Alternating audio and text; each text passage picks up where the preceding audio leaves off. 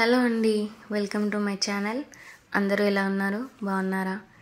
ఈ వీడియోలో నేను టమాటో చారు అండ్ బెండకాయతో ఒక స్పెషల్ రెసిపీ చేసి చూపిస్తున్నాను, చూసేయండి.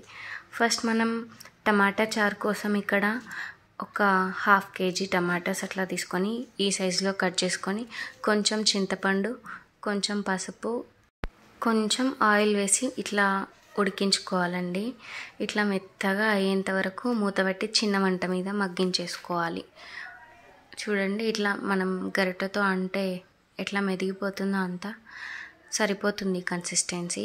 ఇక నేను బెండకాయ రెసిపీ అని చెప్పాను కదా, దీనికోసం ఇక్కడ బెండకాయలు ఇలా పొడుగ్గా కట్ చేసి పెట్టుకున్నానండి. గింజలన్నీ తీసి పక్కన పెట్టాను. ఇవి ముదిరిన బెండకాయలైనా పర్లేదు, బాగానే ఉంటుంది ఈ రెసిపీకి. చూడండి, దీనివల్ల జిగురంతా పోతుంది అన్నమాట. అండ్ ఇక్కడ టమాటో చారు కోసం అవన్నీ కట్ చేసి పెట్టుకున్నాను. ఇట్లా ఉడికించిన టమాటో ఇదంతా ఉంది కదా, దీన్ని చల్లారబెట్టుకోవాలండి. చల్లారబెట్టుకొని ఒక జాలి గిన్నెలోకి ఇట్లా తీసుకొని మంచిగా చేయితో మంచిగా పిసుక్కుంటూ రసం తీసుకోవాలి. పల్ప్ అంతా తీయాలండి. ఇట్లా మొత్తం తొక్కలు మిగిలిపోవాలి లాస్ట్కి, అంతే. ఇది కూడా మంచి ఎక్సర్సైజ్ హ్యాండ్స్కి. అండ్ ఇట్లా చూడండి, మీకు కనిపిస్తుంది కదా, ఓన్లీ తొక్కలు మాత్రమే ఉన్నాయి. రసం అంతా నేను అట్లా వాటర్ వేసుకుంటూ తీసానండి పల్ప్ అంతా. చూడండి ఎంత చిక్కగా కనిపిస్తుందో. ఇక్కడ ధనియాలు దంచి పెట్టుకున్నానండి. ఫస్ట్ ఇప్పుడు స్టవ్ పైన ఒక గిన్నె పెట్టుకొని అందులో సరిపడా ఆయిల్ వేసి ఫస్ట్ ఆవాలు జీలకర్ర వేసుకోవాలి. ఆ తర్వాత కట్ చేసి పెట్టుకున్న ఇట్లా చీలికలుగా కట్ చేసి పెట్టుకోవాలి పచ్చిమిర్చి, ఉల్లిపాయలు, మెంతికూర అండ్ కొంచెం కళ్యామాకు. ఇవన్నీ అందులో ఒకదాని తర్వాత ఒకటి వేయాలండి. ఫస్ట్ పచ్చిమిర్చి వేసాను నేను. పచ్చిమిర్చి, ఉల్లిపాయ మంచిగా వేగిన తర్వాత కాస్త మాయిశ్చర్ అట్లా పోయి కొంచెం వేగిన తర్వాత ఈ మెంతికూర ఉంది కదా, మెంతికూరను దీంట్లో ఆయిల్లోనే వేయాలండి. కర్రీ రసం యాడ్ చేసిన తర్వాత కాకుండా మెంతికూరని ఇట్లా వేయడం వల్ల మెంతికి సహజంగా చేదు గుణం ఉంటుంది కదా, ఇట్లా ఆయిల్లో ఫ్రై చేయడం వల్ల ఆ చేదు కొంచెం దిగిపోద్ది, బాగుంటుంది టేస్ట్ కూడా. నెక్స్ట్ కరివేపాకు వేయాలి ఇందులో. కరివేపాకు కూడా వేసి మంచిగా ఫ్రై అయిన తర్వాత ఫస్ట్ నేను జీలకర్ర డ్రై రోస్ట్ చేసి పెట్టుకున్నానండి, అది అండ్ ధనియాలు ఇట్లా కచ్చాపచ్చగా దంచి పెట్టుకోవాలి. నెక్స్ట్ ఇక్కడ నేను బెండకాయలను చూపిస్తున్నాను, సైమల్టేనియస్గా చేస్తున్నాను నేను అది ఇది. ఇక్కడ ఈ గింజలు మాత్రం వేస్ట్ అయిపోతాయి అనిపించింది నాకు. ఎందుకు వేస్ట్ చేయడం అని నాకు చాలా ఇష్టం కూడా. ఇట్లా గింజలన్నీ సపరేట్ చేసి పక్కన పెట్టాను. ఇవి అందులో యాడ్ చేస్తున్నాను నేను టమాటో రసంలో. చూడ్డానికి ఎట్లా కనిపిస్తున్నాయి చూడండి, జొన్నల్లాగా, తెల్ల జొన్నలు ఇలాగే ఉంటాయి కదా. ఇవి ఇప్పుడు టమాటో చారు కోసం చేస్తున్న ప్రాసెస్లో ఇవి యాడ్ చేయాలండి. నెక్స్ట్ ఆ తర్వాత ధనియాలు జీలకర్ర దంచి పెట్టుకున్నాం కదా, అది కూడా యాడ్ చేస్తాను నేను.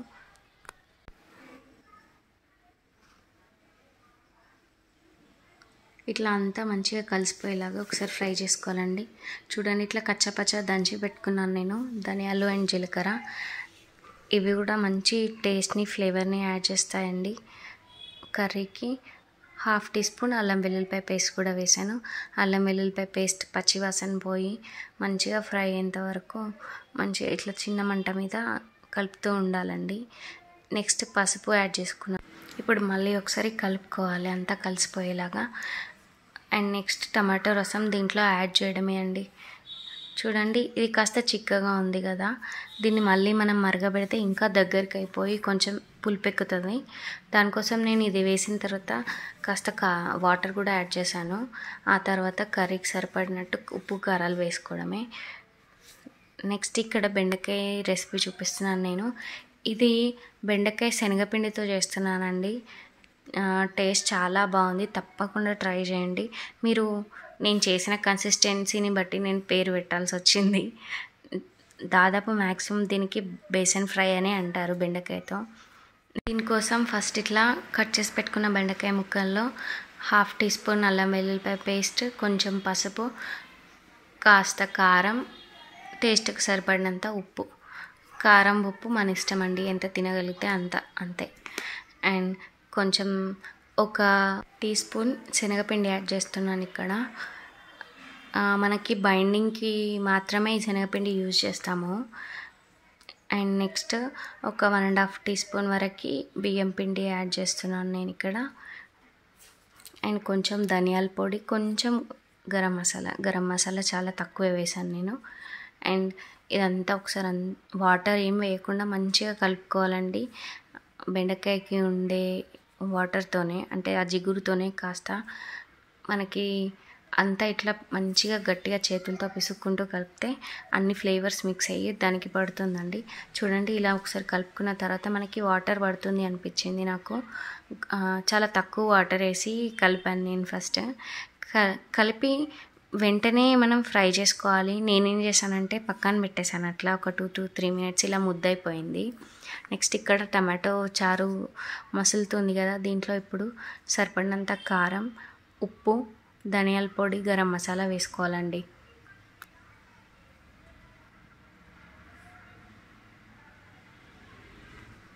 ఇలా అన్నీ యాడ్ చేసుకున్నాక నా దగ్గర ఫ్రెష్ కరివేపాకు ఉందండి. దీన్ని ఇట్లా లేత కాడలు ఉంటాయి కదా, మంచిగా కడిగి ఇట్లా వేయడం వల్ల చాలా ఫ్లేవర్ వస్తుంది.